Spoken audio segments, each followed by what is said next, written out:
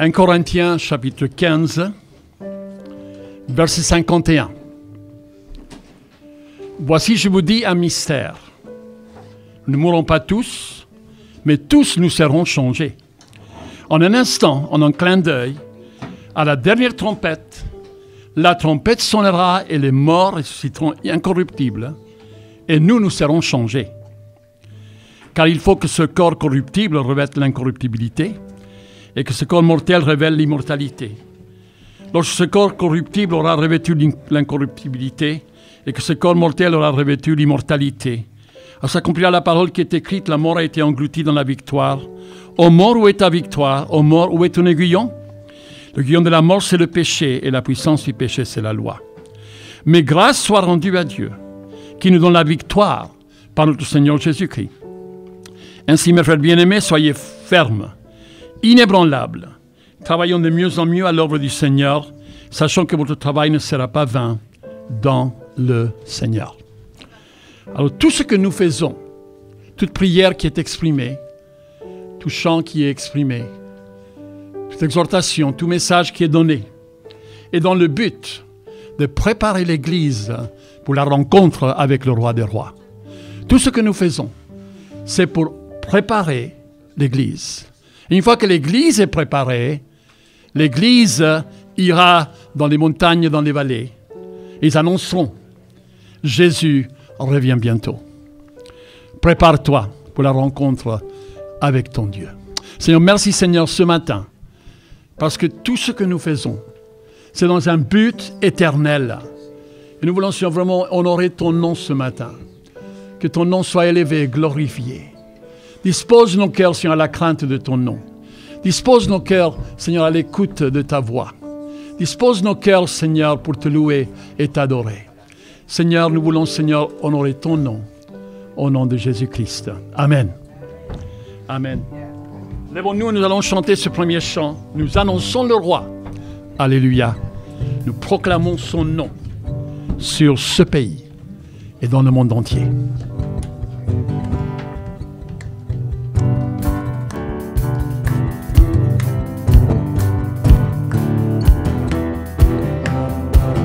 Nos montagnes, nos vallées, nos campagnes, nos cités, un peuple noble s'assemble pour louer Dieu et proclamer ensemble qu'il est le Créateur, qu'il fait de nous sa demeure pour être sel et lumière.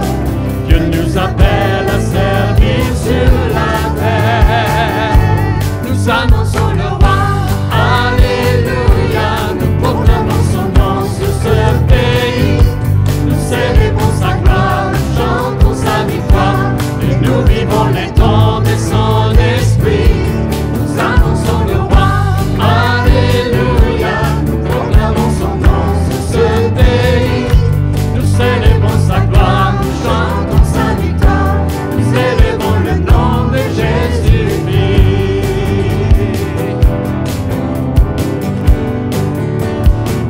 Le roi rassemble son armée, l'ennemi tremble sous ses pieds, la victoire est assurée. Si nous marchons unis à ses côtés, oh, la foi est notre bouclier, et sa parole est notre épée. Ses armes nous sont données, pour tenir ferme et pour nous surmonter. Nous annonçons le roi, alléluia, nous proclamons son nom sur ce pays. Nous célébrons sa gloire, nous chantons sa victoire, mais nous vivons les dons de son esprit. Nous annonçons le roi, alléluia, nous proclamons son nom sur ce pays. Nous célébrons sa gloire, nous chantons sa victoire, nous célébrons le nom de Jésus-Christ. Le roi rassemble son armée, l'ennemi tremble sous ses pieds, la victoire est assurée. Si nous marchons unis à ses côtés, oh, la foi est notre bouclier.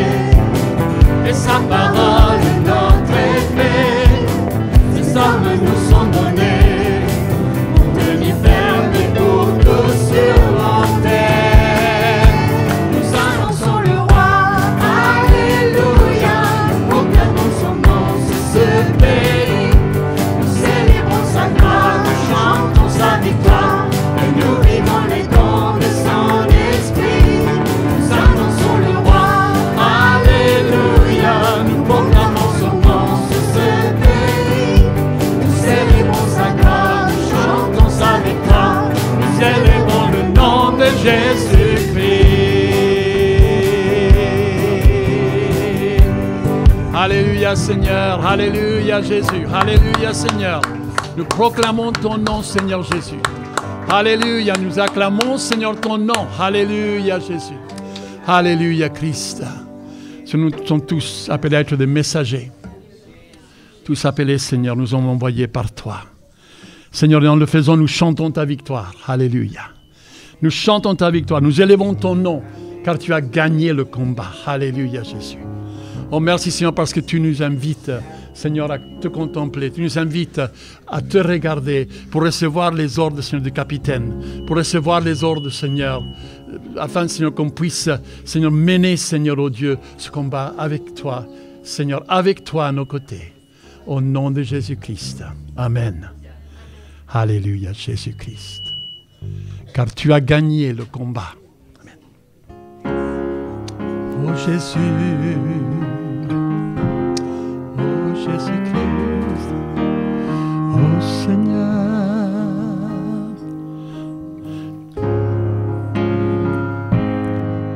nous chantons ta victoire, nous élevons ton nom, car tu as gagné le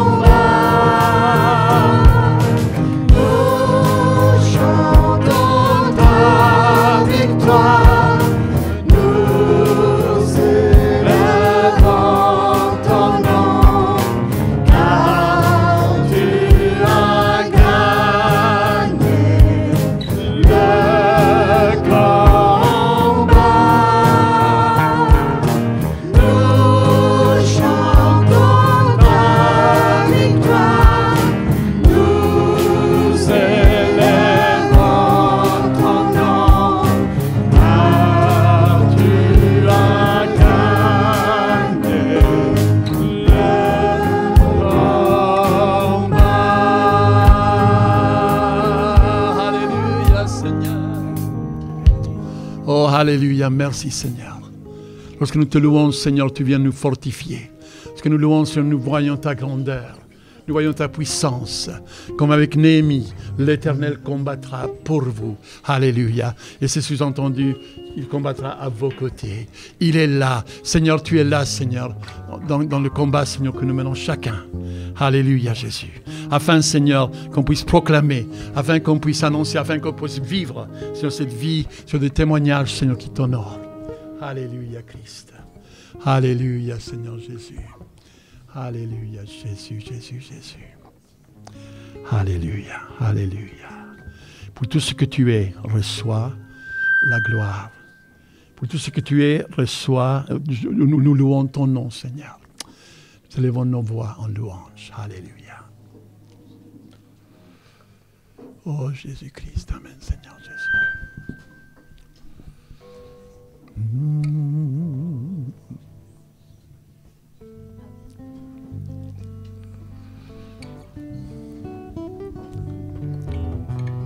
Oh Seigneur Jésus, oh Jésus-Christ,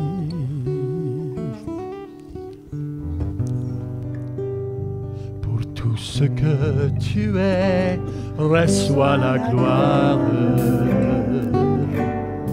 Pour tout ce que tu es, je loue ton nom.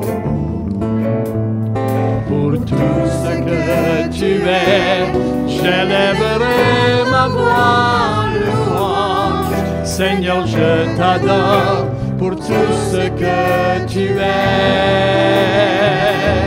Seigneur, je t'adore pour tout ce que tu es. Pour tout ce que tu es, reçois la gloire. Pour tout ce que tu es, je loue ton nom. Pour tout ce que tu es, j'élèverai ma voix en louange. Seigneur, je t'adore pour tout ce que tu es. Seigneur, je t'adore pour tout ce que tu es. Jéhovah Jireh, ma providence. Jéhovah Nissi, tu règnes victorieux. Jéhovah Shalom, prince de paix. Seigneur, je t'adore pour tout ce que tu es. Jéhovah Rapha, Dieu guérisseur. Jéhovah Shammah, mon Dieu avec moi. Jéhovah Sabaoth, le grand libérateur. Seigneur, je t'adore pour tout ce que tu es. Seigneur, je t'adore pour tout ce que tu es. Jéhovah Jireh, ma providence. Jéhovah Nissi, tu règnes victorieux. Jéhovah Shalom, prince de paix. Seigneur, je t'adore pour tout ce que tu es. Jéhovah Rapha, Dieu guérisseur.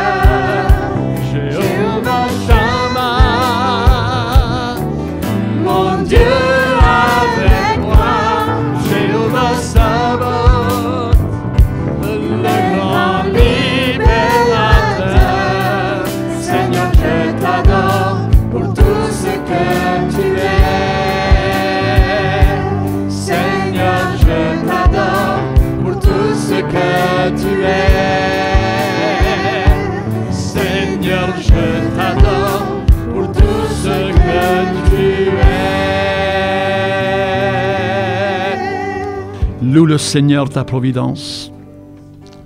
Loue le Seigneur Rapha, celui qui guérit. Alléluia Christ, Alléluia Seigneur. Alléluia, Alléluia.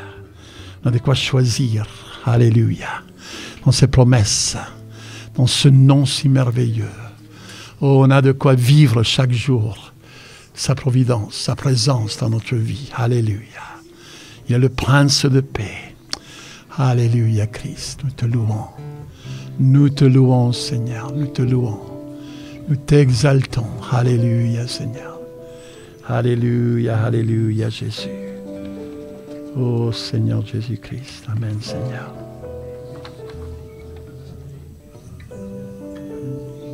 Oh Jésus, Jésus.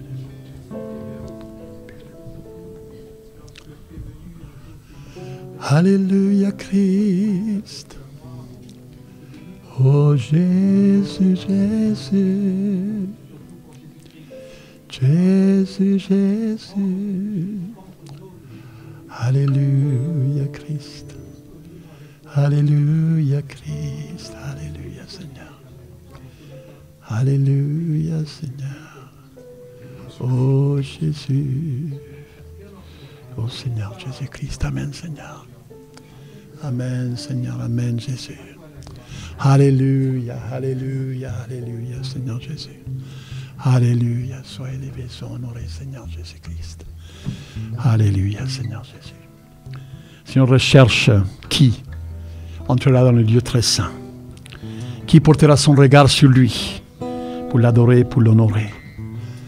Et on peut tous dire, comme le psalmiste, reçois favorablement les paroles de ma bouche et les sentiments de mon cœur. Alléluia.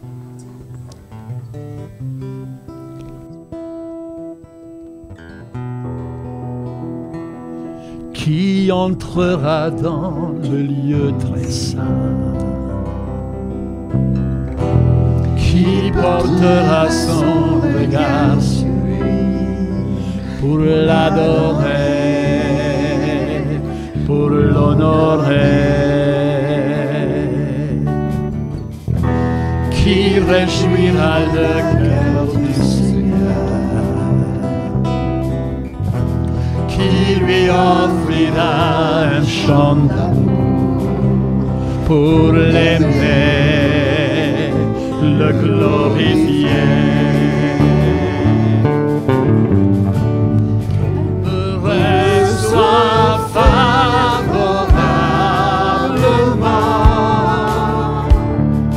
les paroles de ma bouche, les sentiments de mon cœur.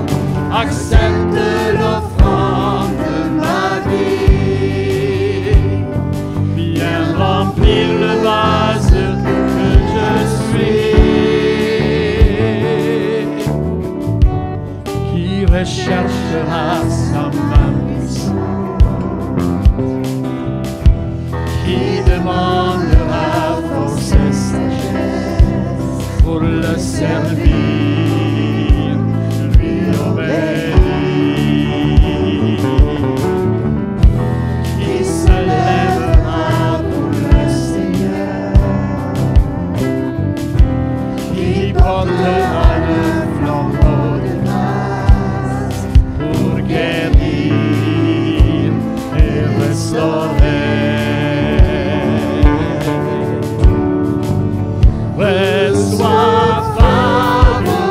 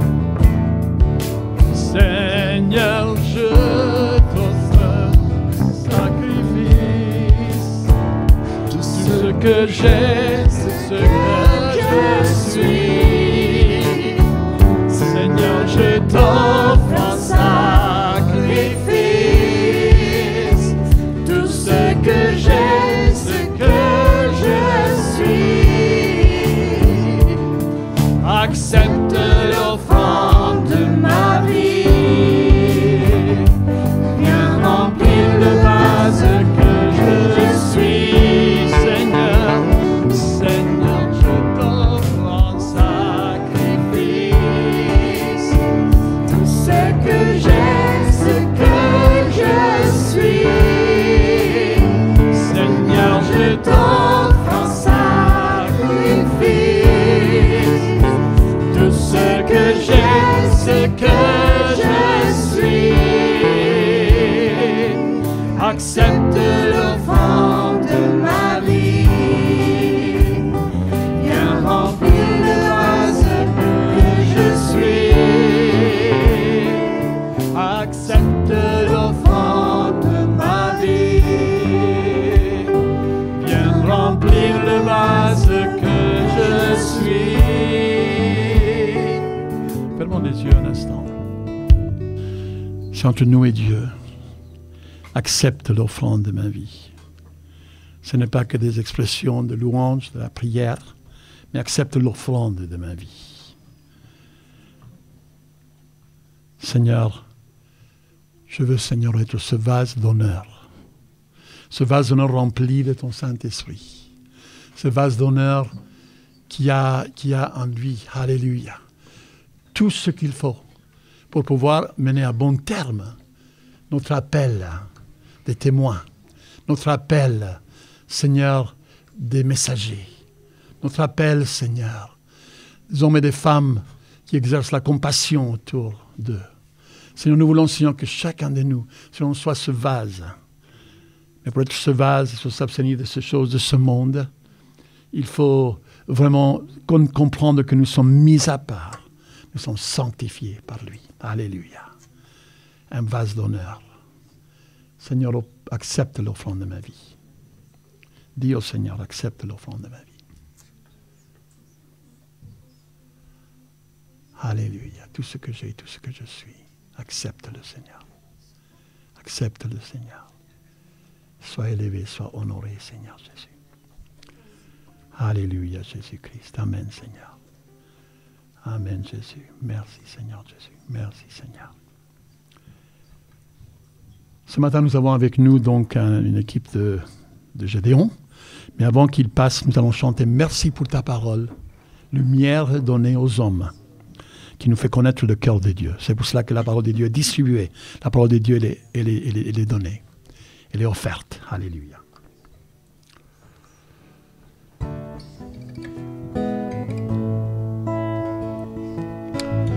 Oh Jésus,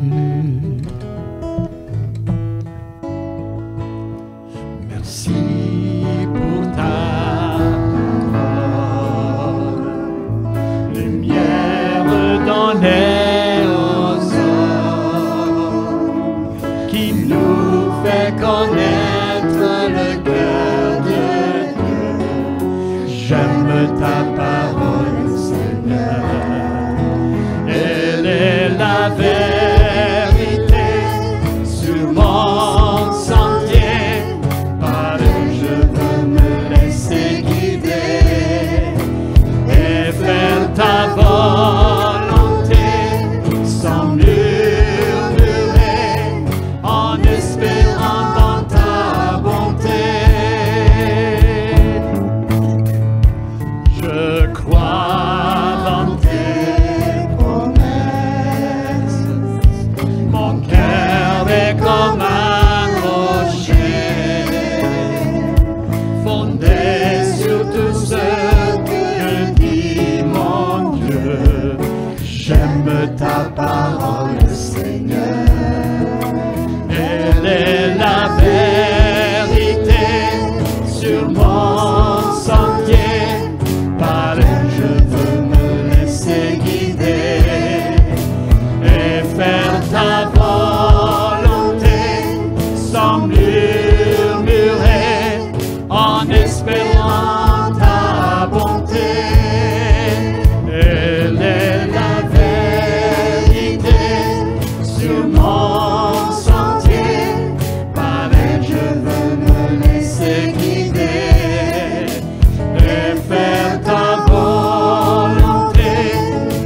murmurer en espérant ta bonté. Alléluia. Si nous avons tous, Seigneur, cet outil précieux entre nos mains et dans nos cœurs. Amen. Prenons place. Donc je vais demander au frère Karl de venir et apparemment il y a un groupe de personnes avec lui. Donc venez tous pour vous présenter. Venez, venez. Amen.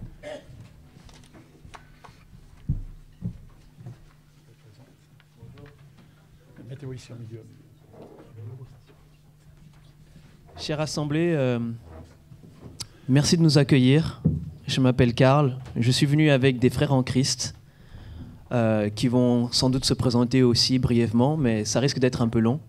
Donc on va juste donner les prénoms. Nous commençons par Henri. Henri Elias et son épouse Victoria, qui sont responsables de l'association que je vais vous présenter aujourd'hui. C'est une joie en fait pour moi de le voir à mes côtés pour cette présentation, parce qu'il y a beaucoup de groupes. Il ne peut pas être partout, mais aujourd'hui il est avec nous. Je suis relativement jeune dans cette association. J'ai été accueilli par Valentin.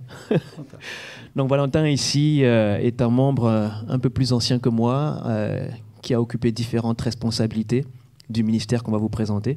Je ne vais pas faire de spoiler, j'attends le bon moment. Voici notre Benjamin.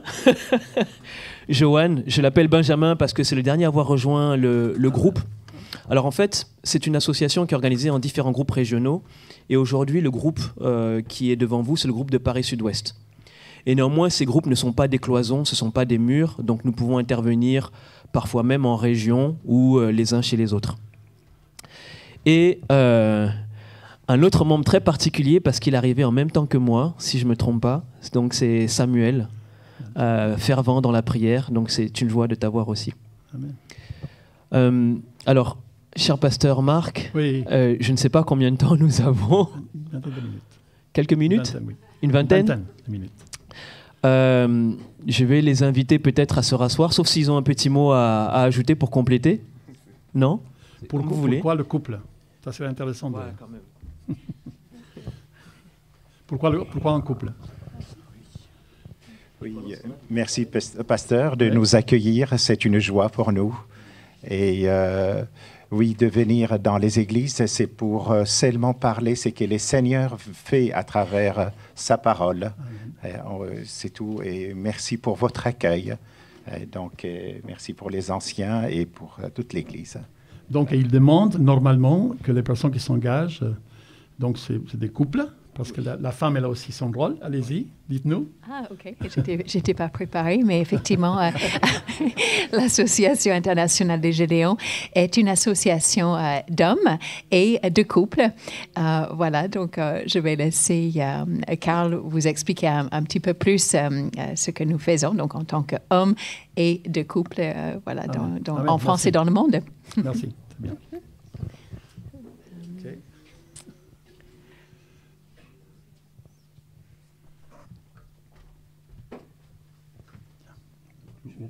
Oui, d'accord. Ici, c'est bon.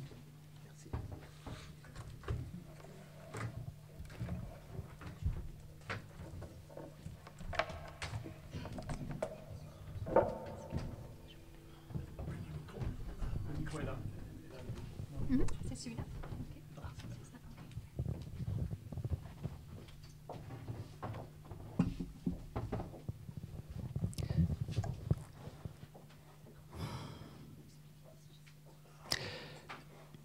Je ne suis pas venu vous apporter la paix. Je suis venu vous apporter l'épée.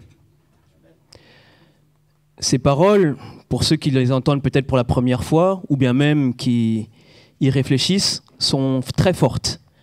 Elles ne sont pas de moi, elles sont de notre Seigneur et Rédempteur Jésus. Et quand on les entend, le moins que l'on puisse dire, c'est que ça travaille. Jésus, que l'on imagine souvent comme le prince de paix et qui est tout amour, a ces paroles très tranchées. Alors, je n'ai pas de télécommande, on va passer à la slide suivante. C'est exactement ce qui s'est passé pour Michel.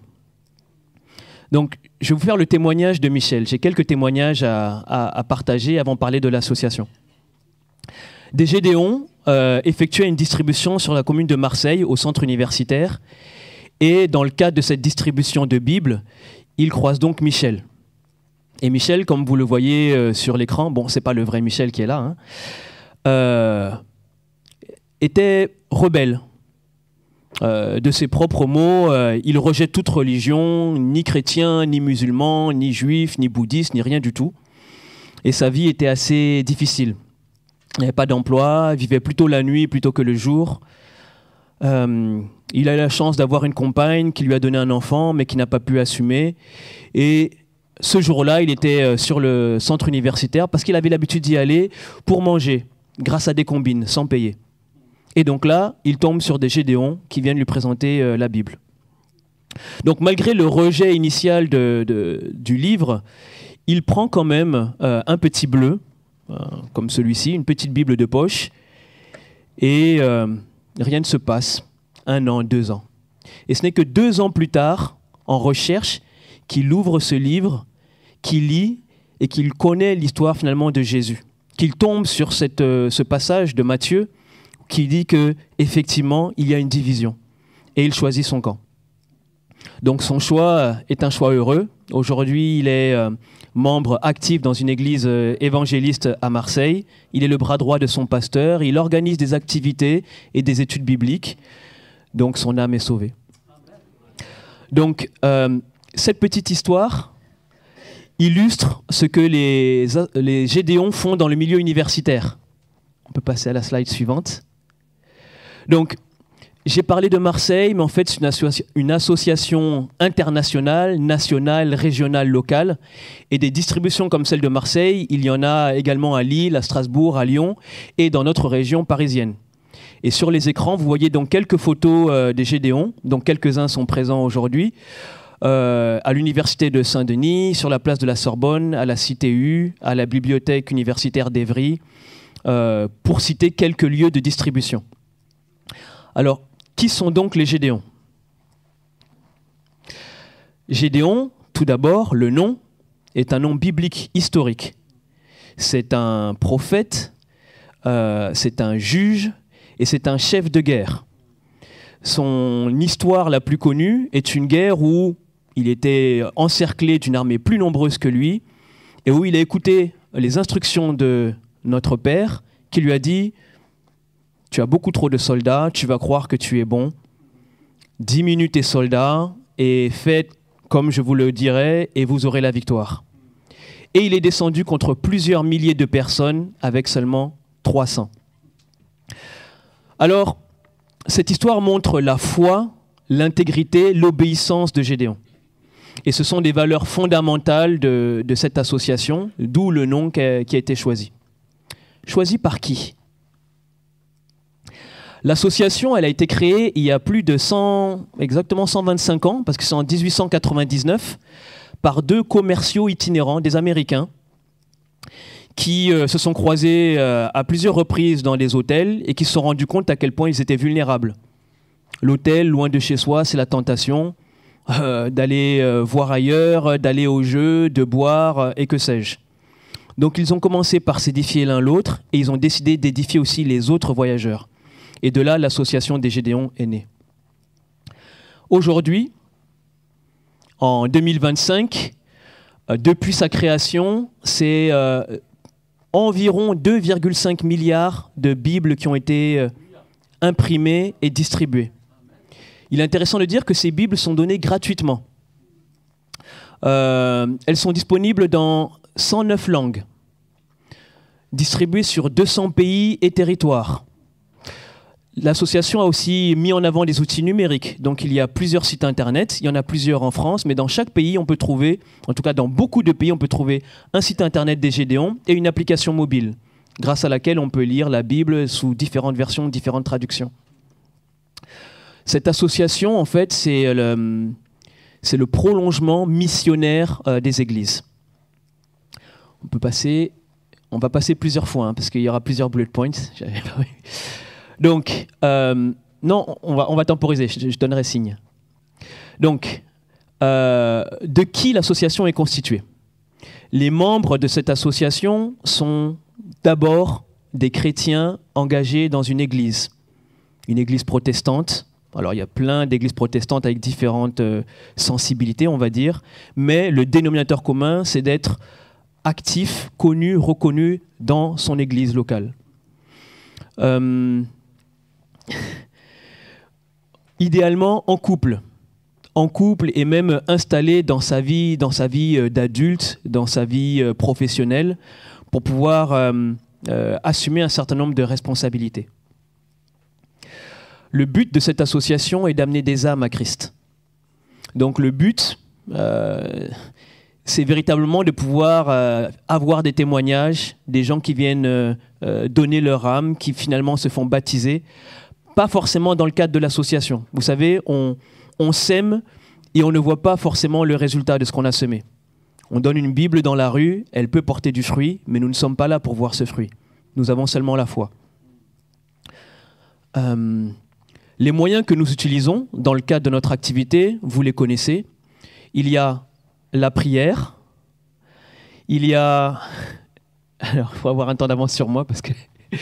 le témoignage personnel, des réunions d'édification et, par exemple, comme le cadre d'aujourd'hui, les visites d'église, la diffusion de ces Bibles dans différentes sphères. Et on va en parler dès à présent. Alors j'ai amené quelques échantillons, je vais les faire circuler. Je pourrais parler de chacun d'entre eux, mais je pense que ça serait un peu long, je vais juste les faire circuler. Vous verrez, on a des Bibles multilingues, en français, en anglais. Suite au conflit, on a aussi des Bibles en ukrainien, des trilingues, des grands caractères pour ceux qui ont une vue qui baisse, des camouflages pour les militaires, du blanc pour le corps médical. Je vous les fais circuler, je vous en prie. Merci de ton aide. Il y en a encore une un peu plus grosse. Bon. Merci.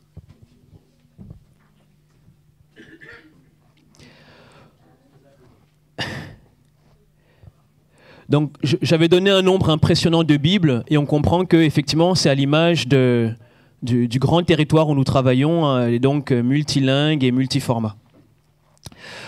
Sur cette carte, je préfère mettre l'emphase sur les pays qui sont un peu plus sombres. Ce sont les pays où les Gédéons n'ont pas pu s'implanter et ne peuvent pas encore distribuer, ou alors ils le font en cachette, des Bibles. Alors, à l'exception du Canada, je ne dis pas que le Canada, là, en bleu, est un pays de persécution. Mais sinon, sur les autres, vous reconnaissez que ce ne sont pas des pays acquis à Christ. On peut passer à la slide suivante.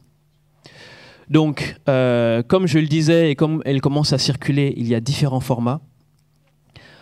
L'idée est d'être au plus proche de la personne à qui on remet ses Bibles. Par exemple, il y a aussi un format de Bible audio qui tient soit qui ressemble à un magnétoscope. Alors, je n'ai pas d'échantillon, mais on se soucie de tous et on essaye de fournir des Bibles à tous.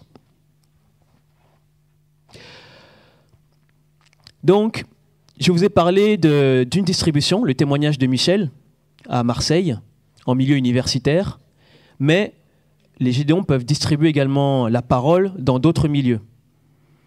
On voit complètement à gauche un militaire qui peut-être s'interroge parce que son métier est très difficile et il est confronté à la mort.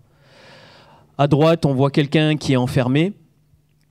Et maintenant, je vais vous apporter un autre témoignage, cette fois-ci en milieu médical. Donc, il s'agit de l'histoire de Stéphanie. Avant de raconter l'histoire de Stéphanie, il faut savoir que dans notre association, comme l'a dit Victoria, il y a différents ministères ou sous-ministères. Et donc, la distribution en milieu médical est à la charge de nos épouses. Donc, c'est un ministère où nos épouses s'illustrent particulièrement. Stéphanie, son histoire commence mal parce que c'est une jeune maman, elle a 2 enfants, mais Son mari décide de divorcer et il a déjà quitté le domicile de la maison, le domicile conjugal. Et dans la foulée de cette triste nouvelle, elle est diagnostiquée d'un cancer. Donc, évidemment, elle est brisée, elle déprime, elle passe par toutes sortes d'états très négatifs et elle ne connaît pas Christ. Dans sa chambre d'hôpital, elle reçoit la visite de Louise, une auxiliaire, une épouse Gédéon, qui lui propose de passer du temps avec elle et de lui parler de Dieu. Elle accepte. Et au moment où elle accepte, après quelques lectures, elle décide de donner sa vie à Christ. L'histoire est déjà belle à ce niveau-là. Mais elle a encore au moins un combat, le combat de sa maladie. Donc la première opération arrive, et malgré les prières et malgré sa conversion nouvelle, la maladie persiste, la maladie est toujours là. Et les efforts de prière s'intensifient autour d'elle. Donc des gens prient pour elle, mais chose plus intéressante, elle commence elle aussi à prier pour les autres. Elle cesse de prier sur, entre guillemets, moi, mais elle participe aussi à la souffrance des autres et s'intéresse plus finalement au royaume de Dieu et à ce que Dieu veut. Certes, elle se pose des questions. Pourquoi est-ce que ça lui arrive à elle? Est-ce qu'elle est punie parce qu'avant, elle ne croyait pas? Toutes sortes de questions qu'on peut imaginer. Mais elle tient bon dans la foi. Au bout de la deuxième opération, elle est en rémission et elle est guérie. Donc, non seulement elle est restaurée dans son corps, mais c'est une nouvelle personne. Alléluia. J'ai encore une autre histoire de quelqu'un qui aussi a été confronté à la mort. Un troisième témoignage, c'est le témoignage de Roland. Alors cette fois-ci, on est en province, dans la zone de Belfort, en allant vers la Suisse, dans l'Est français. Roland est une personne bien âgée, plus de 90 ans, en maison de retraite. Et un couple de Gédéon, donc du territoire de Belfort, organise une activité. Donc ils viennent parler de Dieu avec les retraités. Roland, lui, se tient à l'écart.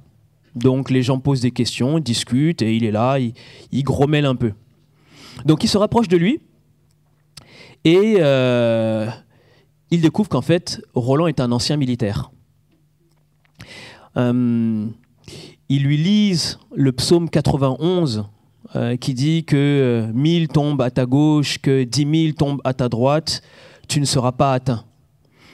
Ça lui parle, il se reconnaît dans ces versets. Mais j'ai envie de dire, il ne baisse pas sa garde. Il ne baisse pas sa garde, il résiste. Comme si être béni était une mauvaise chose. Ce n'est pas possible que Dieu me pardonne. Vous n'avez aucune idée de ce que j'ai fait, vous n'avez aucune idée de ce que j'ai vécu. Les Gédéons qui lui parlent ce jour-là sont inspirés. Je veux croire qu'ils sont inspirés par l'Esprit et lui répondent que le jour où Jésus a été crucifié, il y avait à côté de lui un brigand. La Bible ne dit pas ce que le brigand a fait, mais tout le monde était sûr qu'il était certainement coupable de choses pas très belles. Et parce qu'il a cru, il a été sauvé. À ce moment-là, Roland baisse sa garde et accepte Christ comme sauveur. Il s'est fait baptiser à l'âge de 93 ans. 93 ans, après un parcours que je n'ai pas raconté, mais en gros, il a commencé à la Deuxième Guerre mondiale, âgé de 14 ans. Il a participé au débarquement de Normandie.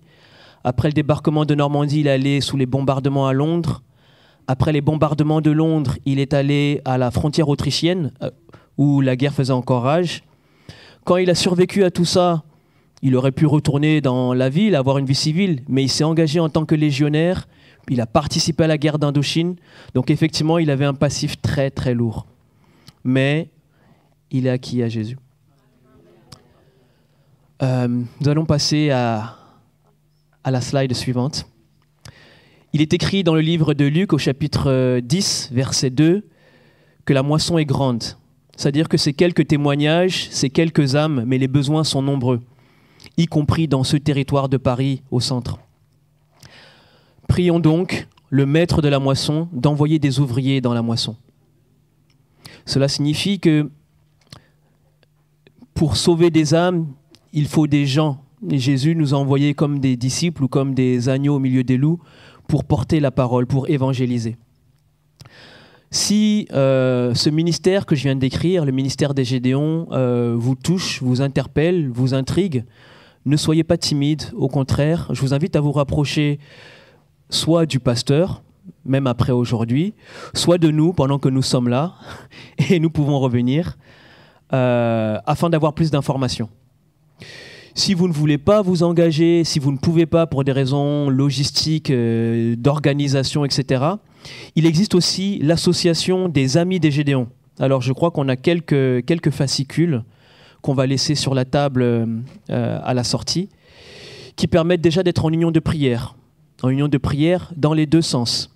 Nous pouvons prier pour l'Église, l'Église peut prier pour nous. Il y a bien sûr des aspects financiers. Les Gédéons, c'est une association de loi 1901, sans but lucratif, dont les dons, par défaut, servent exclusivement à la production de Bibles. Donc les Bibles qui sont en train de circuler, certaines coûtent un peu cher, mais les plus petites d'entre elles coûtaient encore il y a 2 ans 1 euro. Peut-être qu'aujourd'hui, ça dépasse 1,25 €, je n'ai pas le chiffre exact. Mais ça veut dire qu'avec un don de 5 euros, par exemple, c'est le financement de 3, 4, 5 Bibles. Et une Bible peut gagner 0, ça arrive, mais parfois une âme, 2, une famille et plus. Donc, si vous êtes intéressé à devenir ami des Gédéons, nous allons laisser des prospectus sur la table à la sortie du culte, et ça serait avec joie que nous pourrons prier ensemble. J'arrive à la fin de mon propos. Je voudrais remercier chaleureusement le pasteur et les membres du bureau et du conseil pour avoir permis ce témoignage. Je vous remercie vous aussi pour votre écoute, pour votre attention, et que Dieu vous bénisse abondamment. Amen. Alors, j'ai hésité, pasteur, sur ma phrase d'introduction, parce que sur le témoignage de Michel, j'ai simplement dit que je ne suis pas venu apporter la paix. Mais il y a des phrases très fortes, du genre « je crache sur la religion ». Bon, alors quand on est disposé et qu'on vient évangéliser, on ne s'attend pas à des réactions aussi hostiles. Je crois que, je ne sais pas si c'était sur Paris, pas très loin d'ici, il y avait une histoire de jeunes qui avaient pris les cartons des Bibles qui devaient être distribués et qu'ils avaient jetés à la fontaine en demandant de déguerpir, etc. Donc parfois, c'est pas pour décourager, hein, mais parfois oui, il y a des réactions un peu plus hostiles que d'autres. Un petit témoignage personnel, quand il m'arrive de distribuer moi, parfois les gens fuient la Bible comme si ça allait leur brûler les doigts. C'est-à-dire qu'ils s'apprêtent à la prendre et vous les voyez limite courir avec les mains bien hautes en disant surtout ne pas toucher. Il y a toutes sortes de réactions, mais ce que nous retenons, c'est les plus belles. C'est mon frère Samuel qui se fait embrasser spontanément dans la rue après avoir donné une Bible. En toute fraternité chrétienne, bien sûr. C'est des frères et sœurs qui nous amènent peut-être de quoi nous abriter ou de quoi nous réchauffer parce que nous sommes sous la pluie ou exactement. Je vous remercie. Nous allons prier pour vous. Alors, je vais demander à l'équipe de se mettre ici au milieu, et on va prier pour eux. Je crois que c'est vraiment important. Venez. Amen. On va prier pour eux, que le Seigneur... Nous avons eu le témoignage d'une sœur dans l'église, qui maintenant est en banlieue avec son mari et ses 3 enfants. Mais vous vous rappelez de Rima. Rima avait reçu un Nouveau Testament blanc à l'hôpital Saint-Antoine, à l'époque, lorsqu'elle faisait ses études pour devenir docteur, médecin. Pendant 7 ans, elle a gardé ce Nouveau Testament. C'est émouvant. Pendant 7 ans. Et alors, elle a commencé à le lire. Elle venait d'une famille musulmane. Donc, rien à faire. Ses parents ne devaient pas voir ce Nouveau Testament qui était dans son sac. Mais pendant 7 ans, elle a gardé. Et un jour, donc c'était un 21 février 2010, elle est venue, donc invitée par quelqu'un, et elle a dit « Ah, mais j'avais lu dans le Nouveau Testament qu'il fallait être disciple, mais je ne savais pas comment faire. » Intéressant, hein? Et ce jour-là, elle a donné son cœur à Jésus. Mais elle avait toujours ce... Voilà, vous pouvez donner ce témoignage. Parce que Dieu a fait des choses extraordinaires. Et rien qu'avec cette proximité à la parole de Dieu. Moi, j'étais à l'île de la Réunion en 1999, pendant 3 mois. Et donc, en 3 semaines, j'ai visité 90 foyers. Et en 3 mois, j'ai visité beaucoup plus. Et j'ai visité des personnes qui n'étaient pas converties, mais ils avaient des Bibles. Et j'ai vu des Bibles de Gédéon. Ils avaient tous des Bibles ouvertes pour chasser les mauvais esprits. Hein. Mais ils ne la lisaient pas. C'était pour chasser les mauvais esprits. Même les chrétiens. J'ai dit, mais vous avez la Bible ouverte, mais vous la lisez. Ah non, mais c'est pour chasser tous les mauvais esprits. J'ai dit, non, ça ne marche pas comme ça. Il faut lire la parole. Philippe, tu veux venir, Daniel aussi? Donc, ils ont assisté à une rencontre qui a eu lieu là, il n'y a pas très longtemps. Tu veux prier pour eux? Vraiment que le Seigneur les bénisse. Et aussi, Daniel, tu peux prier aussi pour les sœurs. Et donc, voilà, savoir... Je sais que des fois, donc, quand on a invité les Gédéons, il y a des sœurs célibataires qui disaient « Mais moi, je ne peux pas participer. » Bon, la prière, oui, mais vous voyez donc que c'est vraiment donc un travail donc en couple pour pouvoir donc être redevables les uns aux autres, être dans la même vision. Mais vas-y. Amen. Merci Seigneur pour cette occasion vraiment de te rendre gloire à travers ce ministère de Gédéon. Merci parce que toi, tu es la parole qui est distribuée, Seigneur. Merci, Seigneur, pour tous ces frères et sœurs, Seigneur, qui se lèvent et qui se rassemblent, Seigneur, de différentes églises partout dans le monde, Seigneur, pour vraiment répandre ta parole, pour nous amener ces témoignages aussi qui nous encouragent, Seigneur, d'une manière extraordinaire. Merci Seigneur Jésus, vraiment de répandre ton esprit, de répandre ta force Seigneur, ton courage Seigneur. Ce ne sont pas des choses faciles Seigneur, c'est annoncer ta parole en toutes circonstances, favorables ou non, comme dit ta parole. Et Seigneur, je te demande vraiment non seulement de les encourager Seigneur, mais de les équiper Seigneur, de leur donner cette muraille de feu Seigneur autour d'eux qui les protège Seigneur et qui représente aussi ton esprit qui les met en feu, Seigneur, pour distribuer ta parole. Merci, Seigneur, de bénir chacun et chacune, Seigneur, dans leur ministère. Amen. Merci, Seigneur, parce que c'est un ministère qui se fait en couple, Seigneur, et ça, c'est précieux. Philippe et moi, nous avons été Gédéons ensemble, et ces choses qu'on fait ensemble, c'est précieux. Je te remercie aussi pour les sœurs qui s'occupent des hôpitaux, des infirmières, des malades, Seigneur, et qui ont aussi un ministère non seulement de distribution, mais de compassion. Je te prie de les bénir, de les garder, d'enrichir tout ce qu'elles apportent, et merci, Seigneur, de tout ce que tu fais à travers eux. Merci de lever de plus en plus de personnes, et Seigneur, parce que ta parole a besoin vraiment de ces ouvriers. Merci Seigneur. Ils s'aiment et tu fais pousser. Amen. Amen. Dieu vous bénisse. Merci beaucoup d'être venu. Hein. Amen. Amen.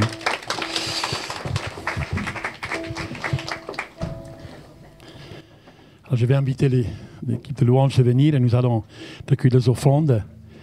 Donc la semaine prochaine, on fera une offrande spéciale pour Gédéon. Donc voilà, vous les avez entendus. Donc la semaine prochaine, on fera 2 offrandes et on fera une offrande pour Gédéon. Pour la production des Bibles. Pour la production des Nouveaux Testaments surtout. Et donc, pour que ce ministère continue à fleurir. Amen. Alléluia. Je vais demander à Jugurta et à Yolande de venir. Et nous allons donc donner au Seigneur ce qui lui revient, nos offrandes, nos dîmes, nos sacrifices. Nous allons chanter un chant. Le frère a fait allusion, bien sûr, à la moisson. Levez vos yeux, regardez, voyez les champs blanchissent. Alléluia. Amen.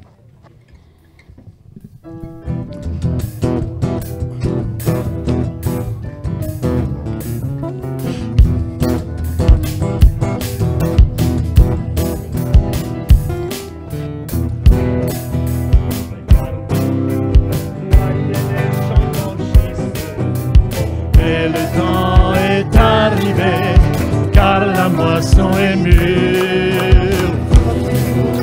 prenez courage, levez-vous, prêchez sa parole à toutes les nations. Jésus-Christ est vivant, et la terre entière sera remplie de sa gloire. Elle sera couverte comme les eaux couvrent les fonds des mers. Et la terre entière sera remplie de sa gloire. Elle sera couverte comme les eaux couvrent les fonds des mers. Levez vos yeux, regardez, voyez les champs blanchissent. Et le temps est arrivé, car la moisson est mûre.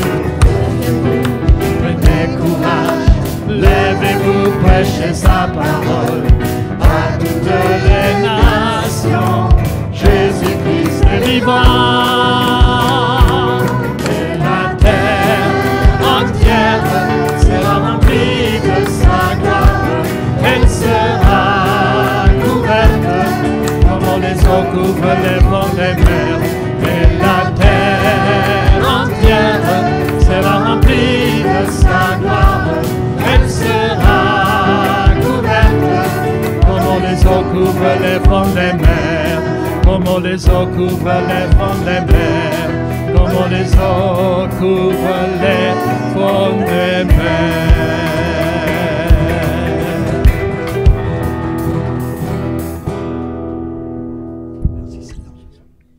Alléluia, Seigneur, nous te bénissons, Seigneur, pour ces moments, Seigneur, pour ces offrandes aussi, Seigneur, qui ont été apportées, Seigneur, ce matin. Merci. Seigneur, que tu bénisses toute personne, Seigneur, les personnes qui ont donné et qui n'ont pas pu donner, mais tu les bénis tous, Seigneur, notre Dieu. Seigneur, bénis et fais fructifier ces offrandes, Seigneur, notre Dieu, pour la gloire de ton nom, Seigneur, pour l'avancement de ton Église, Seigneur, notre Dieu. À toi soit toute la gloire, dans le nom de Jésus-Christ. Amen. Amen. Et qui sait s'il y a des enfants qui un jour seront Gédéon. Hein? Maintenant, les enfants vont passer à leur classe d'école du dimanche.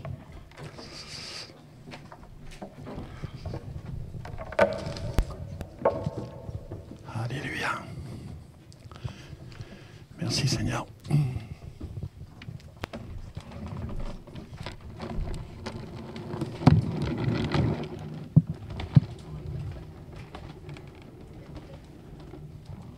Je voulais que les enfants soient présents parce que c'est des choses, des témoignages sont tellement importants. Les enfants, ils apprennent la parole de Dieu, ils ont leur classe d'école de dimanche, ils ont leur possibilité de pouvoir donc être aussi à l'écoute de la voix de Dieu. Amen. Alléluia. Amen Jésus. Alors, tout à l'heure, donc, pour commencer le culte, on a lu en Corinthiens chapitre 15, donc du fait que oui, Jésus revient bientôt. Et nous, en tant qu'Église, nous devons veiller à ce que chaque personne qui vient dans ce lieu soit confrontée à la réalité. Qu'un jour, nous allons nous rendre compte par rapport à ce que nous avons entendu, par rapport à ce que nous avons reçu. Un jour, nous allons donc dire ce que nous avons fait pour démultiplier donc l'œuvre de Dieu dans notre vie et aussi en tant que multiplicateurs des disciples que nous sommes. Combien de multiplicateurs de disciples ici? Levez la main. Levez la main. Multiplicateurs de disciples. Amen. On se multiplie. On se démultiplie parce que nous voulons que la parole de Dieu soit répandue dans les cœurs. Le retour de Jésus, il y a plusieurs passages, mais j'aimerais lire Actes chapitre 1, verset 10 à verset 11. Et comme ils avaient les regards fixés vers le ciel pendant qu'ils s'en allaient, voici ces deux hommes vêtus de blanc leur apparurent et dirent « Hommes galiléens, pourquoi vous arrêtez-vous à regarder le ciel? Ce Jésus qui a été enlevé au ciel du milieu de vous reviendra de la même manière que vous l'avez vu en allant au ciel. » Jésus revient. Alléluia. Jésus revient. En Roumanie, avant que le rideau de fer tombe, quand il y avait la persécution, chaque fois qu'il y avait des chrétiens qui se rencontraient, ils se saluaient « Maranatha ». Jésus revient. « Maranatha ». Jésus revient. Alors, ça doit être aussi la devise dans notre cœur. 2 Pierre chapitre 3, verset 1 au verset 11. 2 Pierre 3, verset 1 au verset 11. Mes chers amis, voici déjà la deuxième lettre que je vous écris. Dans l'une comme dans l'autre, je cherche à éveiller par des avertissements votre saine intelligence, stimuler en vous une saine manière de penser en vous rappelant l'enseignement que vous avez reçu. Souvenez-vous en effet des paroles dites autrefois par les saints prophètes, ainsi que du commandement du Seigneur et Sauveur que vos apôtres vous ont transmis. Sachez tout d'abord que dans les derniers jours, des moqueurs viendront, qui vivront au gré de leurs propres désirs. Ils tourneront votre foi en ridicule en disant « Alors, qu'en est-il de la promesse de sa venue ?» Mais il y a un fait que vous ne devez pas oublier, mes chers amis, c'est que pour le Seigneur, un jour est comme 1000 ans, et 1000 ans comme un jour. Le Seigneur n'est pas en retard dans l'accomplissement de sa promesse, comme certains se l'imaginent. Il fait simplement preuve de patience à votre égard, car il ne veut pas qu'un seul périsse. Il voudrait au contraire que tous parviennent à se convertir. Vous vous rappelez ce passage en 2 Corinthiens chapitre 4. Au verset 3, il dit, si notre évangile est voilé, il est voilé pour ceux qui périssent, en qui le Dieu de ce siècle a aveuglé leur intelligence, afin qu'ils ne voient pas briller la splendeur de l'évangile de Christ, de peur qu'ils ne se convertissent. C'est pour ça que la parole de Dieu est tellement, tellement importante devant nos yeux. Le Seigneur n'est pas en retard dans l'accomplissement de sa promesse, comme certains se l'imaginent. Il fait simplement preuve de patience à votre égard, qu'il ne veut pas qu'un seul périsse. Si Jésus sera revenu il y a 10 ans, combien de vous serez restés? Hein? Il voudrait au contraire que tous parviennent à se convertir. Mais le jour du Seigneur viendra comme un voleur. En ce jour-là, le ciel disparaîtra dans un fracas terrifiant. Les astres embrasés se désagrégeront de la terre, se trouvera jugé avec toutes les œuvres qui auront été accomplies sur elle. Puisque tout l'univers doit ainsi se désagréger, quelle vie sainte vous devez mener et avec quelle pitié. C'est pourquoi, bien-aimés, en attendant ces choses, appliquez-vous à être trouvés par lui sans tache et irrépréhensibles dans la paix. Moi, j'ai assisté à beaucoup d'enterrements de chrétiens. Et souvent, le passage qu'on lit, c'est 1 Thessaloniciens chapitre 4, verset 13 au verset 18. 1 Thessaloniciens 4, 13 à 18. Nous ne voulons pas, frères et sœurs, que vous laissez l'ignorance au sujet de ceux qui sont décédés, ceux qui dorment, il dit dans certaines versions, afin que vous ne soyez pas tristes de la même manière que le reste des hommes qui n'ont point d'espérance. Moi, j'ai assisté aussi à des enterrements des personnes qui n'avaient pas d'espérance. Pourquoi? Parce que la personne qui était décédée n'était pas chrétien et tout l'entourage n'était pas chrétien non plus. Il n'y avait pas d'espérance. Moi, j'ai grandi au Mexique, donc j'ai vécu 20 ans au Mexique.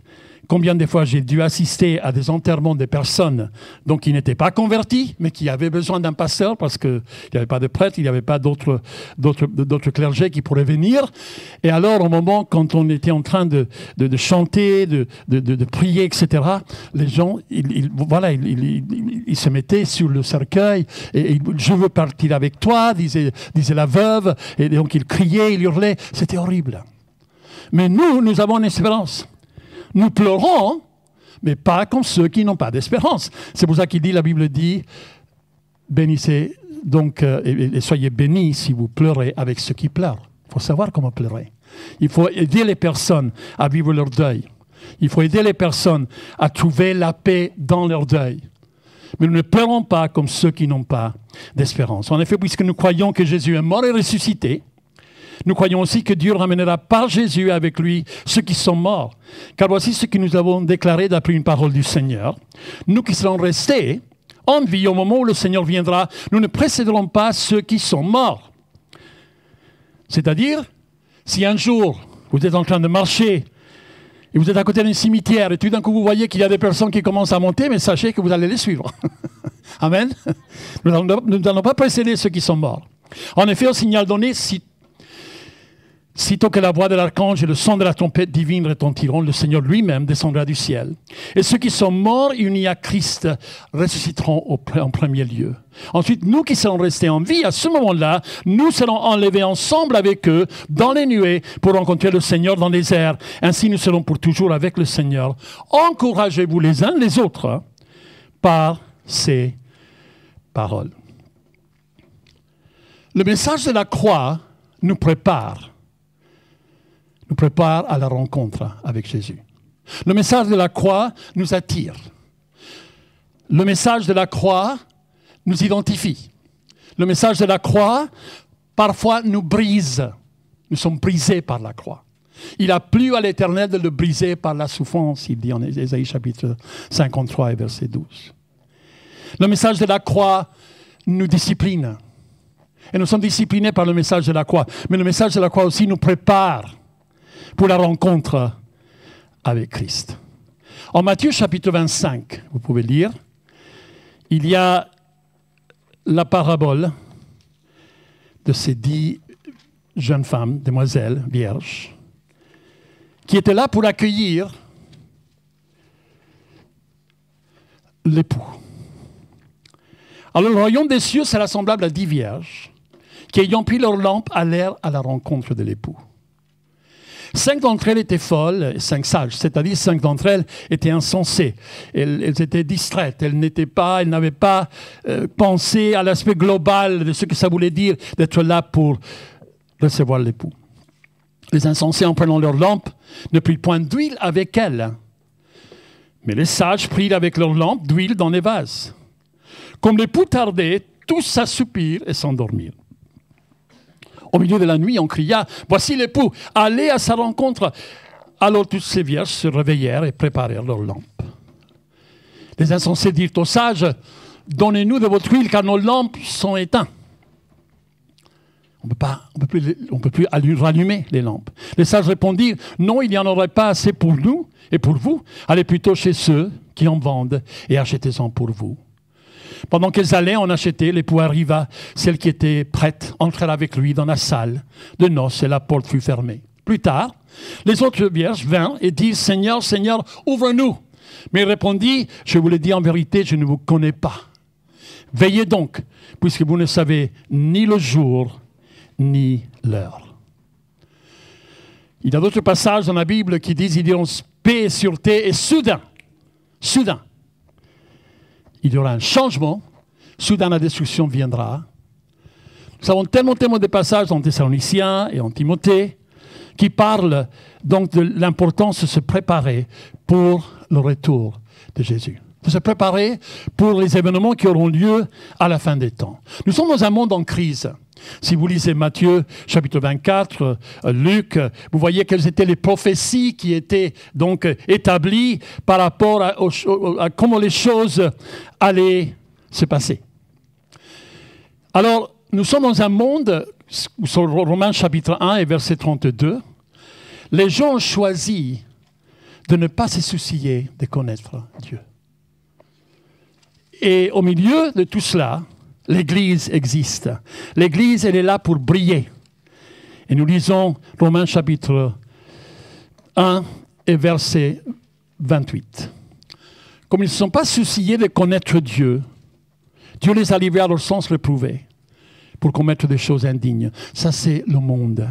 Étant rempli de toute espèce d'injustice, de méchanceté, de cupidité, de malice, plein d'envie, de meurtre, de querelles, de ruses, de malignité, rapporteurs, médisants, impies, arrogants, hautains, fanfarons, ingénieux au mal, les gens inventent le mal. Aujourd'hui, nous sommes dans un monde où les gens inventent le mal.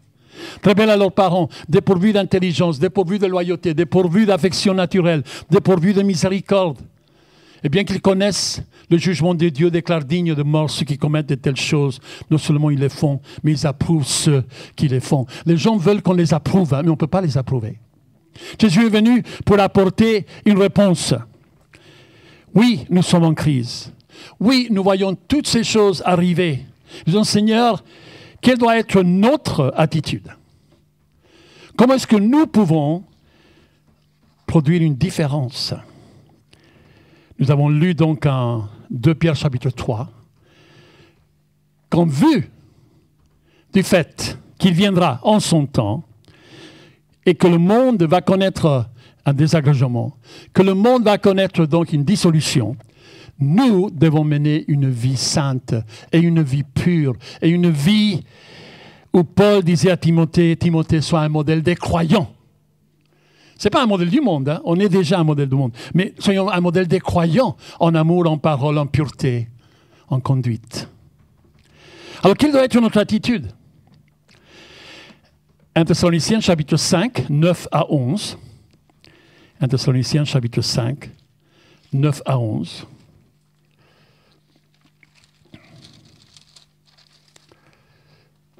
Car Dieu ne nous a pas destinés à la colère, mais à l'acquisition du salut par notre Seigneur Jésus-Christ, qui est mort pour nous, afin que soit que nous veillions, soit que nous dormions, c'est-à-dire soit que nous soyons vivants ou morts, nous vivions ensemble avec lui. C'est pourquoi exhortez-vous réciproquement, édifiez-vous les uns les autres, comme en réalité vous le faites.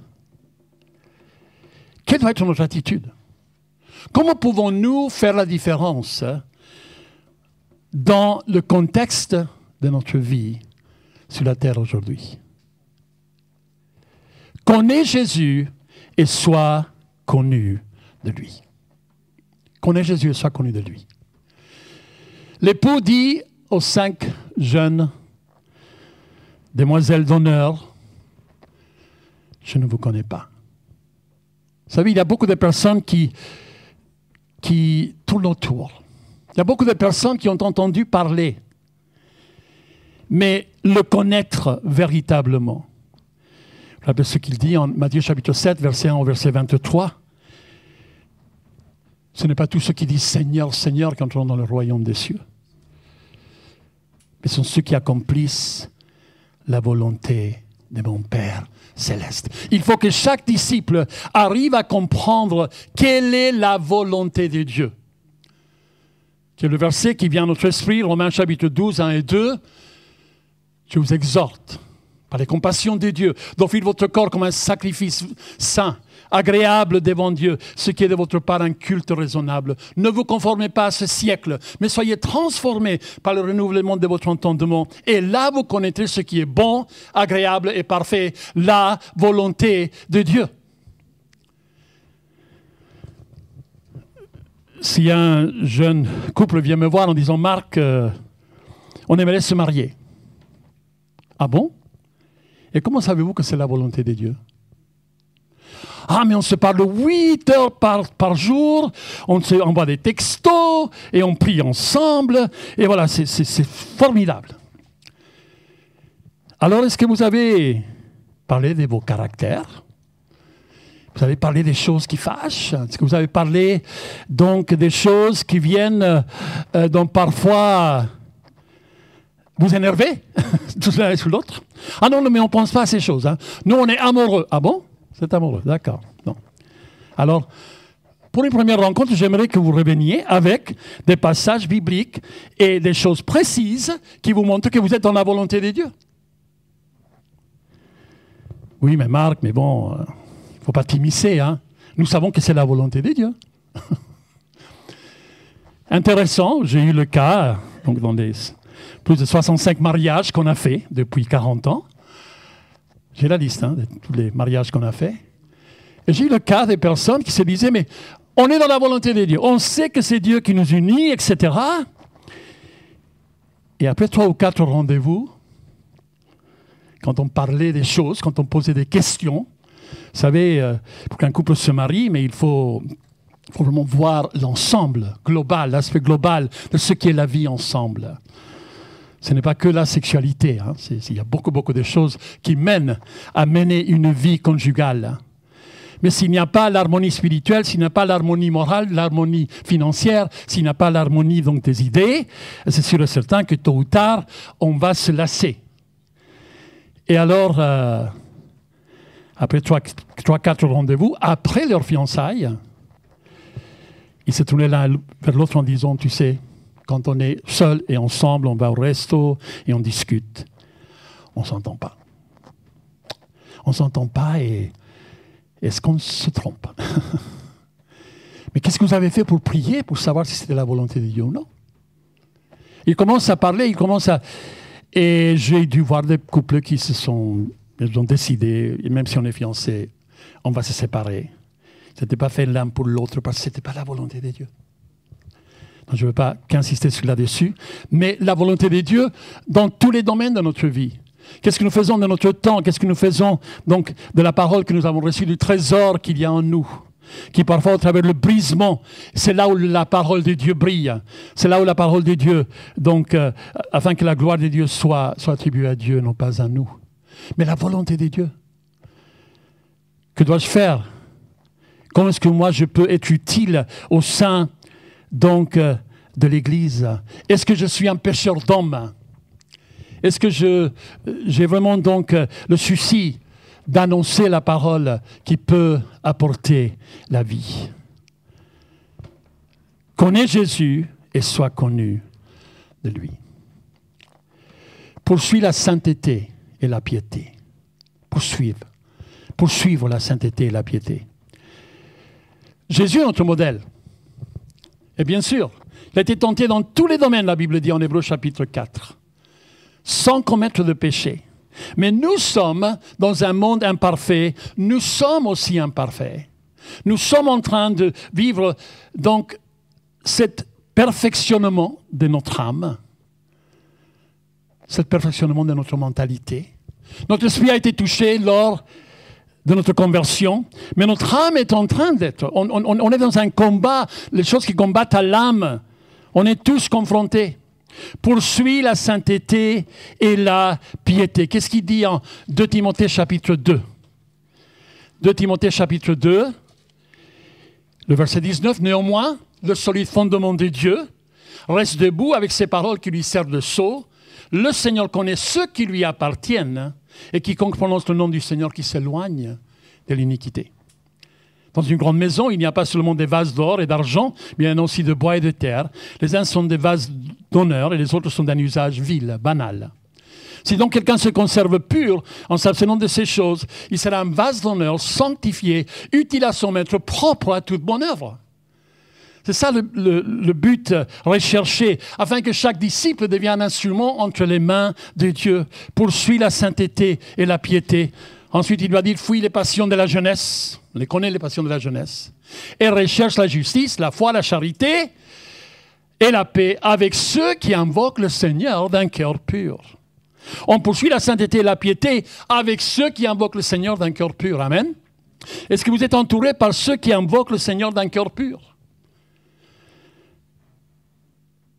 Paul disait que l'œuvre que Dieu avait commencée à l'église de Philippe était une bonne œuvre et qu'il était persuadé que Dieu était en train de la perfectionner jusqu'au jour de Jésus-Christ. Chacun de nous devons prendre des décisions dans lesquelles nous invitons la présence de Dieu dans notre vie, dans lesquelles nous allons pas attrister le Saint-Esprit. Il est dit en Thessaloniciens chapitre 5, n'attristons pas le Saint-Esprit. Donc, c'est clair et net que nous voulons la compagnie du Père, du Fils et du Saint-Esprit. Amen.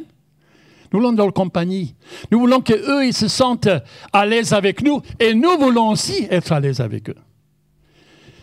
Car il est dit aussi en 1 Jean chapitre 2 et verset 27 que nous devons vivre de telle manière, avoir de l'assurance lors de son avènement. 1 Jean 2, 28, et maintenant, petits enfants, demeurez en lui, afin que lorsqu'il paraîtra, nous ayons de l'assurance et qu'à son avènement, nous ne soyons pas confus et éloignés de lui. Si vous savez qu'il est juste, reconnaissez que quiconque pratique la justice est né de lui. Poursuivons la sainteté et la paix. Pardon, la piété. La piété. Et sachant que c'est en relation avec les autres membres du corps. Et que nous avons tous les mêmes combats. Nous sommes tous assis autour de la même table du Seigneur. Quand nous prenons la Sainte Seine, nous examinons nos cœurs. Pourquoi? Parce que, comme il est dit en Jacques chapitre 3, nous pouvons tous broncher d'une manière ou d'une autre. Broncher avec la langue, avec la pensée. Les murmures. Intéressant, on a chanté tout à l'heure, ne pas murmurer contre ta parole, Seigneur. Mais ouvrir mon cœur, ouvrir mon âme et recevoir ta parole, l'accueillir avec douceur, la Bible dit en Jacques chapitre 1. Recevez avec douceur la parole qui a été plantée en vous. Poursuivons la sainteté et la piété. Comment allons-nous tenir ferme dans les moments difficiles qui se profilent. Il y a des moments difficiles qui se profilent. Il y a des lois qui sont établies dans les différents pays, des différentes instances, des différentes assemblées nationales. Il y a des rois et donc des autorités qui établissent certaines lois dans lesquelles la parole de Dieu sera bafouée, dans lesquelles les principes du cœur de Dieu seront bafoués. Et nous allons tenir ferme. Pourquoi? Parce que nous allons nous encourager les uns les autres à une vie de communauté. On n'est pas appelé à vivre notre foi dans la solitude, isolé, dans une caverne quelque part. On est appelé à être en relation les uns et avec les autres. En nous rappelant les temps dans lesquels nous vivons. Dans l'Église de Thessalonique, chapitre 5 et verset 1 à 2, dans la première épître. Pour ce qui est des temps et des moments, vous n'avez pas besoin, frères, qu'on vous en écrive, car vous savez vous-même que le jour du Seigneur viendra comme un voleur dans la nuit. Est-ce qu'il viendra comme un voleur pour nous? Non. Non. Ceux qui attendent son arrivée, ceux qui espèrent le voir face à face, ils restent éveillés. Ils restent réveillés. Mais il viendra comme un voleur dans la nuit pour ce monde. C'est pourquoi exhortez-vous réciproquement, édifiez-vous les uns les autres, comme en réalité, vous le faites. Comment vivons-nous la vie de communauté? Hébreux chapitre 10 et le verset 19. Nous sommes invités à nous approcher du trône de la grâce, nous approcher donc de cette route nouvelle. Je vais le lire ainsi donc, frères, puisque nous avons au moyen du sang de Jésus une libre entrée dans le sanctuaire. Rappelez-vous que le rideau a été déchiré du bas vers le haut. Pardon, de haut en bas, pardon. Haut en bas. Pourquoi? Parce que ça a donné accès au lieu très saint, accès à la présence de Dieu. Alors nous avons une libre entrée dans le sanctuaire par la route nouvelle et vivante qu'il a inaugurée pour nous à travers du voile, c'est-à-dire de sa chair. Et puisque nous avons un souverain sacrificateur établi sur la maison de Dieu, approchons-nous avec un cœur sincère. Quand nous nous rassemblons dans un lieu de culte, une réunion de prière, nous devons poser les questions et nous devons encourager les personnes. Approchez-vous avec un cœur sincère dans la plénitude de la foi. Ce n'est pas moi qui juge, ce n'est pas moi qui pense que tu n'es pas sincère. Devant Dieu, approche-toi avec un cœur sincère dans la plénitude de la foi. Le cœur purifié d'une mauvaise conscience et le corps lavé d'une eau pure. Comment est-ce qu'on lave son corps d'une eau pure? Par la parole, la sanctification de la parole. Éphésiens chapitre 5. Veillons les uns sur les autres. Pas surveillons-nous, mais veillons les uns sur les autres pour nous exciter, pour nous provoquer, pour nous inciter à la charité et aux bonnes œuvres. N'abandonnons pas notre assemblée comme c'est la coutume de quelques-uns, mais exhortons-nous réciproquement, cela d'autant plus que vous voyez s'approcher le jour. Et le verset 35, n'abandonnez pas votre assurance. Où est-ce qu'on est rappelé de notre assurance? Lorsque nous nous rassemblons avec nos frères et sœurs. On n'est pas seul. Ah, tu as le même combat que moi. Ah, tu as la même épreuve, tu passes par la même épreuve que moi. Alors, donc on peut prier les uns pour les autres. Et je sais qu'il y a des personnes qui assistent dans une église et qui ne voient pas des changements donc dans des choses radicales dans leur vie. Et alors ils se disent, mais à quand est-ce que le Seigneur viendra me secourir? Sois entouré et encadré par des frères et sœurs qui sont en train de prier pour toi jusqu'au jour où le Seigneur vient te délivrer. Ésaïe 62 et verset 1 nous dit, pour l'amour de Sion, je ne me tairai point, je ne prendrai point de repos, je sais ce que son salut paraisse. Je sais que la délivrance s'allume comme un flambeau. Ça, c'était l'attitude de Dieu envers son peuple. Je ne prendrai pas de repos. Et nous devons aussi, dans la communion que nous avons les uns avec les autres, nous encourager à ne pas abandonner notre assurance à laquelle est attachée une grande rémunération. Hébreux 10, 36, car vous avez besoin de persévérance, afin qu'après avoir accompli la volonté de Dieu, vous obteniez ce qui vous est promis. Encore un peu de temps. Celui qui doit venir viendra, il ne tardera pas. Entre-temps, mon juste vivra par la foi. Mais s'il se retire dans tout ça, mon âme ne prend pas plaisir en lui. Nous ne sommes pas de ceux qui se retirent pour se perdre, mais de ceux qui ont la foi, qui vont tenir pour sauver leur âme. Quelle attitude devons-nous avoir? connaître Jésus, être connu de lui, poursuivre la sainteté et la piété, et encourager la vie de communauté, la communauté que nous représentons. Aussi, nous devons persévérer avec confiance. Persévère. Tiens bon. Hébreux 12, 1 à 2 nous dit, puisque nous sommes environnés d'une si grande nuée de témoins, rejetons tout fardeau et le péché qui nous enveloppe si facilement. Moi, mon opinion personnelle, c'est qu'un des péchés qui nous enveloppe facilement, c'est le doute. Car c'est juste après le chapitre de la foi, mais c'est le doute qui vient nous envelopper si facilement. Dépouillons-nous de ces choses qui viennent nous envelopper si facilement et courons avec persévérance dans la carrière qui nous est ouverte. Fixons les regards sur Jésus, le chef et le consommateur de notre foi, qui ont vu de la joie qui lui était réservée, a souffert l'ignominie. Et il s'est assis à la droite de Dieu. Et qu'est-ce qu'il fait assis à la droite de Dieu? Il intercède pour nous. Alléluia. Dis à la personne à côté de toi, il intercède pour toi. Il intercède pour toi. Il intercède pour nous. Il veille sur nous, il intercède pour nous. Persévérer avec confiance. Persévérer dans l'épreuve. Quand tu te réjouis des diverses épreuves auxquelles tu es exposé, persévère en lui. Dans quel domaine avons-nous besoin de persévérer? Comment pouvons-nous nous engager davantage dans l'œuvre de Dieu, le maître de la moisson, vis-à-vis de notre famille, notre lieu quartier de vie, nos voisins? Persévérons avec confiance. Et en 5e lieu, tenir bon avec une espérance solide. Quelle est la racine de notre espérance? Qu'est-ce qui nous motive? N'oublions pas que l'espérance glorieuse est attachée à son appel. Espérance veut dire une confiance résolue. Je sais que ce que Dieu a dit, il l'accomplira. J'ai une espérance vivante. Et il dit en Pierre chapitre 3 et verset 15, « Mais sanctifiez vos cœurs, dans vos cœurs Christ le Seigneur, étant toujours prêt à vous défendre, avec douceur et respect devant quiconque vous demande raison de l'espérance qui est en vous. » Que les gens viennent frapper à la porte. Pourquoi tu es si tranquille? Pourquoi, malgré tout ce qui se passe autour, toi tu es sans stress, tu es dans la paix? Pourquoi est-ce que quand je parle avec toi, il y a quelque chose qui émane?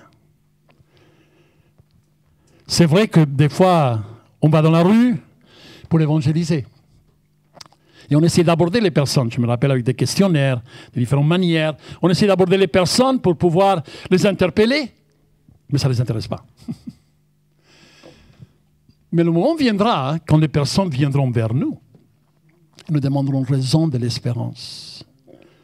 On tient fermement à notre espérance au milieu de tout le chaos. Au milieu de toutes les personnes peuvent voir une sérénité et ils peuvent nous poser la question, mais alors explique-moi, pourquoi la paix? Pourquoi la joie?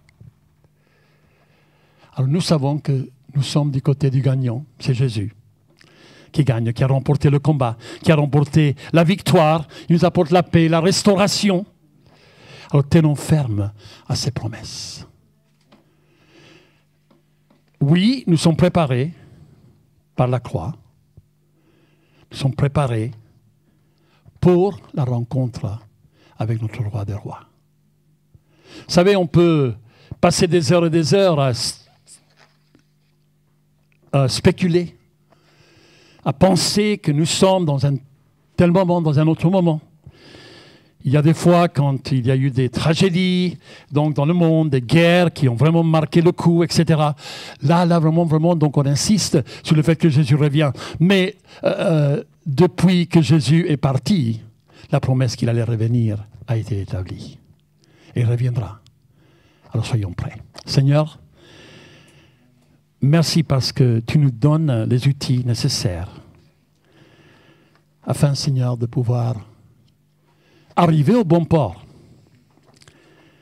Si nous ne voulons pas avoir les mains vides, nous ne voulons pas, Seigneur, avoir les mains vides.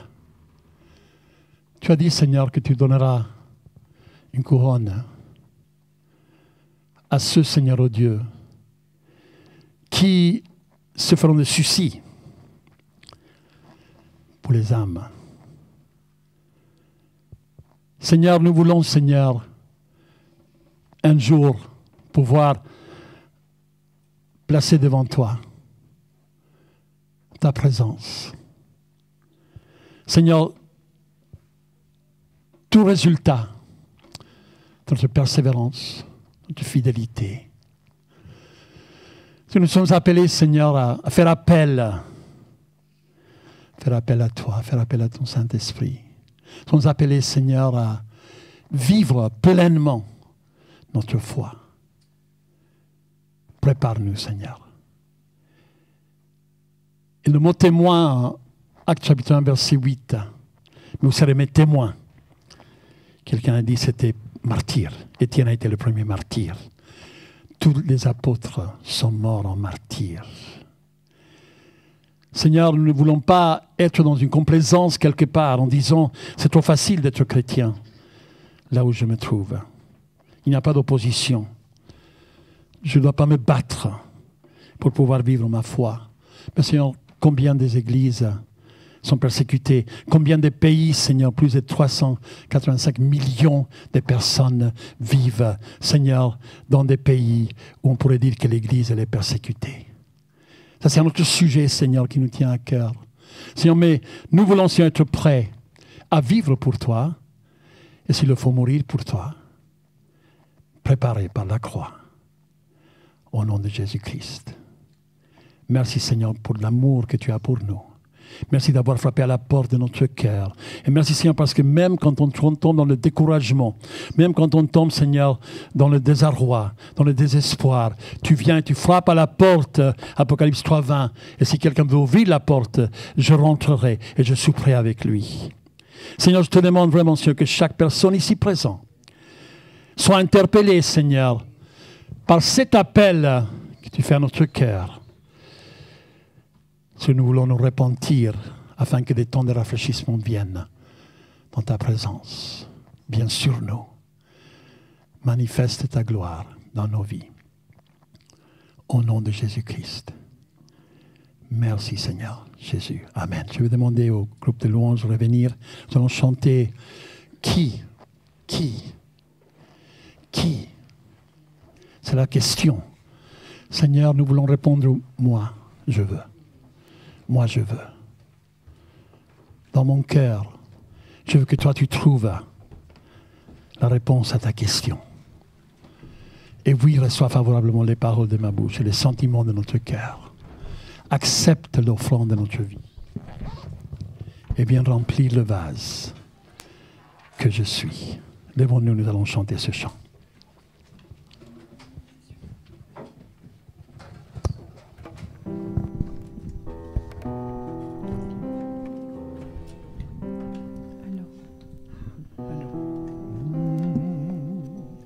Qui entrera dans le lieu très saint? Qui portera son regard sur lui pour l'adorer, pour l'honorer? Qui réjouira le cœur du Seigneur? Qui lui offrira un chant d'amour pour l'aimer, le glorifier?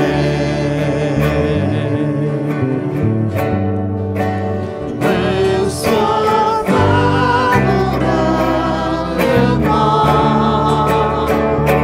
les paroles de ma bouche, les sentiments de mon cœur. Accepte l'offrande de ma vie. Viens remplir le vase que je suis.